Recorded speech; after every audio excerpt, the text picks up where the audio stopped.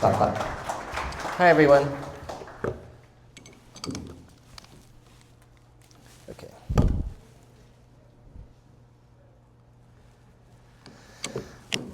Hi, I'm Austin Wade Smith. I'm really happy to be here. It's an honor. I'm the executive director at the Regen Foundation, and I also run a project called River Computer. The Regen Foundation catalyzes grassroots institutions for ecosystem regeneration and resilience. And our focus for about the last 4 years has specifically been around how can digital public infrastructure, also known as like a blockchain, support lineages of commoning and how communities can collectively own, govern, and sense their impact in ecological stewardship. I probably should, but I'm not really going to give a presentation on Regen Network today, although we have many collaborations in this room and have been working in the Cascadia region. Since 2017, Regen Network is an application-specific blockchain that's dedicated towards being a ledger or a tracker of human environmental stewardship. As a distributed ledger, the validator system that upholds it are bioregionally anchored, and we've been working in this space for quite some time. As such, we've done a fair amount of work in thinking around the relationship of DAOs as a kind of like programmable institution and how they relate to bioregions, and some of the basis of ownership and governance models around bioregional DAOs. I'm not going to talk about that very much today, but if you're interested, you should scan the QR code. We've also done quite a bit of work exploring the intersection of the Earth Law movement or the rights of nature movement with some new fields in economics and technology. So not just non-human standing, but what would happen if we were to integrate the rights of nature movement with regenerative economics and digital addressing systems. So if you're curious about that, you can scan the link. I'll talk a little bit about some of that today. But I'm going to give a presentation I've never given before, so it might be a little bit rough, and I'm trusting into the fact that you all can ride with me on it. But I'm really excited to share it because it's been a body of work that we've been developing over the last 2 years, and I've never really talked about it. And it seems like it's actually a quite specific use case, a quite specific application to some of the larger questions that are happening around bioregionalism, bioregional economics, regeneration movements, and stuff like that. And the basis of it is on this idea of covenants. And I'm not going to give a technical presentation, but I definitely could. I'm trying to angle at like walking us through conceptually how to get to what a living covenant is, while abstracting away the sort of technical and interface side of things, but it's all there. So happy to get into some of the details with that. So I'll start with a provocation that says that the current like ecological crisis, or like the meta crisis that we're in, is fundamentally challenging us to redefine like what the social is. And I would argue that the social is effectively like where you draw the line of who gets included. If we take seriously the idea that social life and like nature, like the human world and the more than human world were not separate, then inevitably it becomes a question of like who's included in our social life. And this is actually, it's not just some like natural law, like the social world is actively constructed and contested in an ongoing way.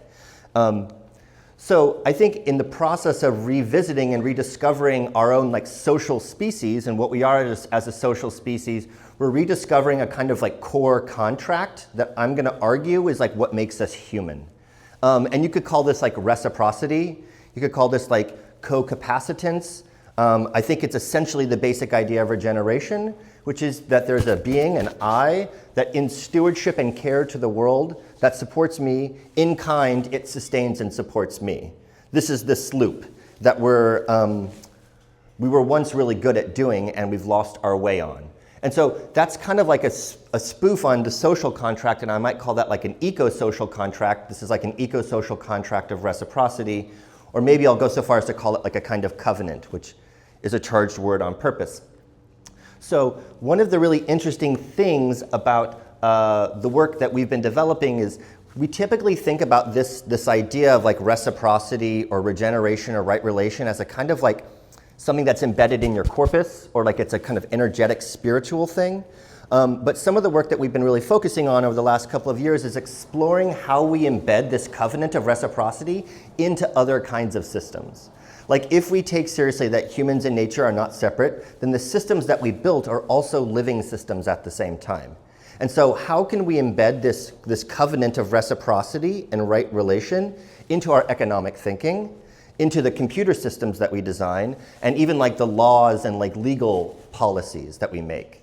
And so rather than just holding this idea of regeneration as some intrinsic thing within people, what if we embedded that belief increasingly into the sort of social infrastructure which makes up our world? And I'm not trying to dismiss the sort of like the spiritual potency of how that's held internally. I'm just trying to explore the ways that these different systems could be understood in a way as being like living systems.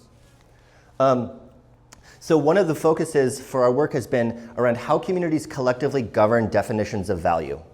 And how do we underpin and maintain our value systems? How we define what we value says everything about what we hold as important. There is like way more diamonds and gold in our solar system than old growth Douglas firs. If we're just talking about like a scarcity model of like what we peg our value to, like chlorophyll and biocultural old growth is so much more sacred and precious than the minerals that we back our money with. And so maybe this is inviting a kind of question around, well, how is this covenant embedded into the systems of value that we produce? So we typically think around value systems as like a kind of nominal form or like an asset form with like a boundary around it that's fungible, that can kind of move around. And that's the basis of what a commodity is. The commodity is taken from its context and then shipped around and able to move. And there's a lot of like disfiguration and resentment that happens there because people don't want like living systems to be commodified. But what if we were developing a system of value where the value of a thing is precisely because it's from somewhere, it's in context, it's situated. And at the kind of root of regenerative economics is a provocation to say that the value is because it's interconnected and entangled and interdependent. And like, what would you call that kind of form of value? I don't know, maybe like an anti-commodity or something? We're so habituated into auditing things into discrete boundaries that we're like lacking resources to understand from an economic perspective how to define value as anything other than a commodity. So when people get really frustrated with regenerative economics or like credit systems, it's understandable because in a way it just seems like it's an on-ramp to the commodification of the living world, which is not what we're trying to do. Okay, so this covenant, which is being represented by emojis, I guess I could also represent the covenant in emojis, and I'm going to use a lot of emojis, is also like held and anchored in the institutions that we make. Like we make these institutions that are in theory a reflection of our value systems, and they uphold them in all these different forms. And I don't particularly like the word institutions, but I'm trying to kind of deterritorialize it or like rediscover it. And it turns out that systems where you can program the basic logic around collective decision-making, governance systems, allocation of resources that Web3 is really good at doing, might be really helpful at us developing new kinds of institutions that can uphold this covenant. So rather than just being like a new wing of the casino, how are we designing institutions that reflect this sort of basic right relation?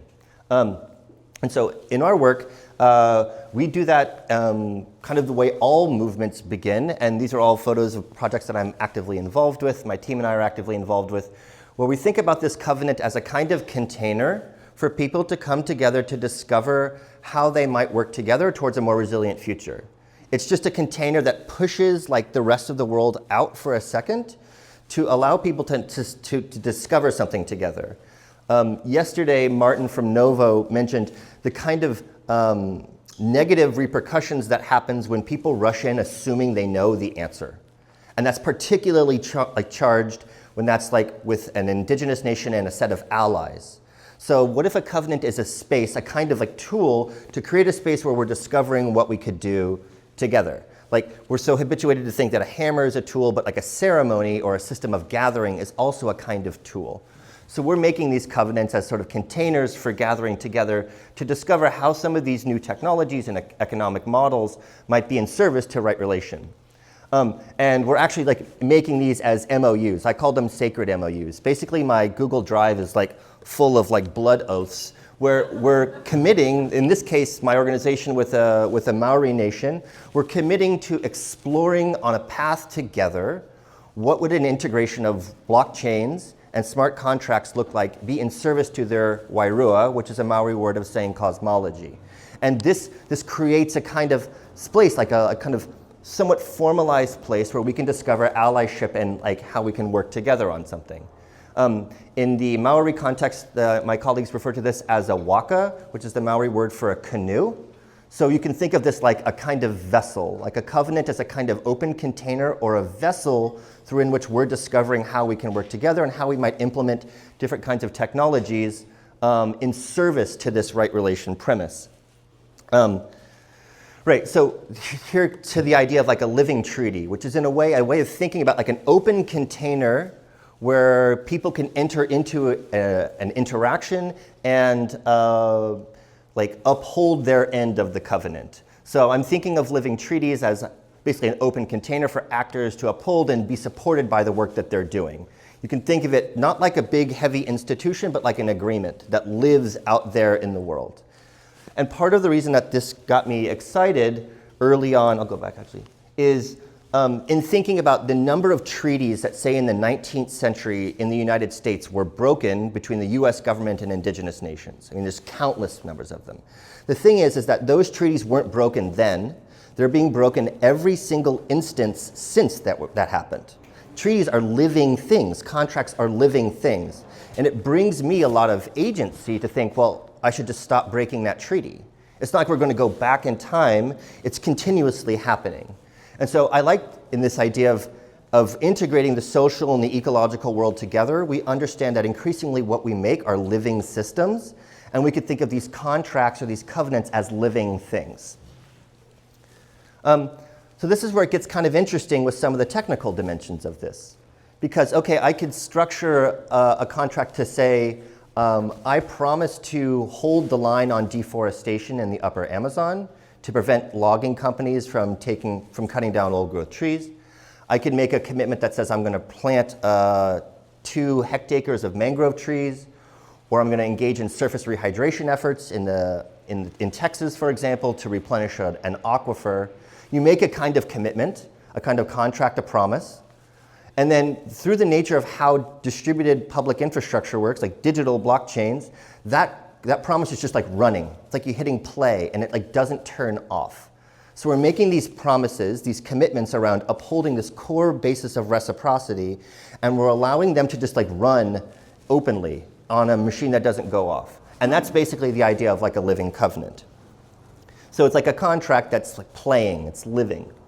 Again, it's like technically what I'm talking about is embedding a kind of smart contract predicated upon right relation into a way that can't be censored, it can't be taken offline, it can't be debanked by the Trump administration. So this is maybe where it gets kind of extra interesting. I mean, that's the real profundity of some of this, is that it can't be taken offline. It's community owned and governed, it's sovereign infrastructure. So we're talking about making sovereign contracts that uphold our end of the social deal and returning back to what that means to be a person.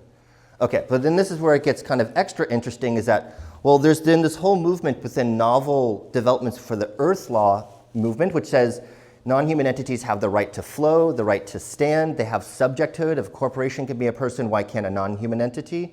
So they have like a legal wrapper of personhood. And it's again contentious, but it's a way of effectively using the court system against itself to be in service to living, to like the broader definition of the social, right? But because we have a legal container, what happens when we actually embed this contract, this covenant, into the body of a non-human entity? So like the tree itself is legally holding the contract that people can enter in and out of. And this is where this is the basis of ecological institutions, and the idea that using some of these emerging digital technologies, we can embed in living systems like other things. Like a non-human entity has the capacity to hold a fund of resources, and legally that's happening. And you could take some kind of input, it has some validation system, or it has a covenant. And so we're talking about making a new kind of institutional body that's embedded in the non-human world. It's not just like a human corporation, but a kind of way of embedding funds and sensing systems and contracts into the more than human world.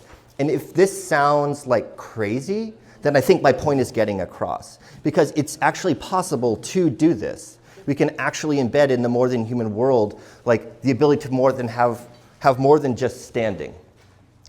Okay, so I'll basically like close out with saying that there's examples of this that are moving forward. I'm working with a number of different indigenous groups on developing this project. This is Mount Taranaki in Aotearoa, aka New Zealand. This is this incredible like conservation boundary around this.